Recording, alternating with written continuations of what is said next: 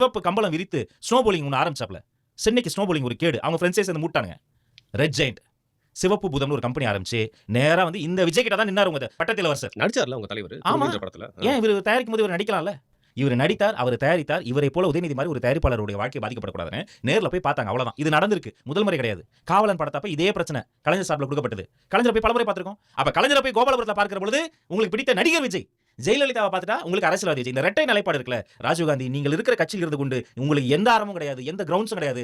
இப்படி போய் சரணாகதி அடைகிற ஸ்டாலினுடைய கட்சியில் இருந்து கொண்டு அடுத்தவர்களை பேசுவதற்கு உங்களுக்கு எந்த அருகதையும் கிடையாது. நான் பதிவு இங்க இல்லாத ராஜீவ்காந்தி அவரோட பேரை நீங்க எடுத்தீங்க. அவர் சார்பா நான் ஒரு கேள்வி கேட்டேன். நல்லா கேளுங்க. அவர் சார்பா கேட்கிறேன் நான். இப்போ உங்களுக்கு தலைவர் வந்து ஒரு அறிக்கை வந்து ஒன்று விட்டுருந்தாரு, ஒரு 3 பக்கம் அறிக்கை.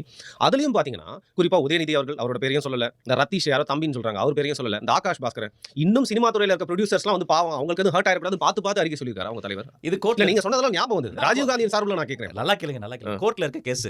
ஆனா நீங்க அது ராஜீவ்காந்தி சார்பில் கேட்கறேன்னு சொன்னீங்க பாருங்க, அதை நான் ரசிக்கிறேன்.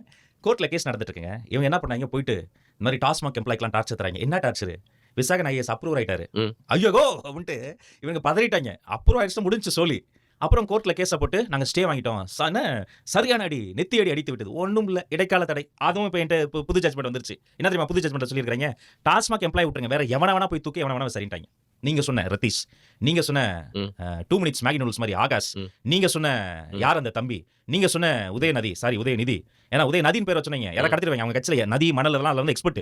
அதனால இவங்க எல்லாருமே விசாரிக்க தான் போறாங்க. வெள்ளைக்குடி பேரணி ஃபிளாப் ஆகிவிட்டது. நீங்கள் கேட்ட கேள்விக்கு பதில் பார்த்து கால்குலேட்டடா decent approach, deep attack, decent attack என்பது எங்களுடைய தலைவருடைய அப்ரோச். அவர் எப்போதுமே அப்படிதான் செய்நீர்த்தியாக செய்வார். இந்த மனிதர்களினுடைய பேரை விட இந்த முகாந்திரம் ரொம்ப முக்கியமானது. அதைத்தான் அவர் சாடி இருக்கிறார்.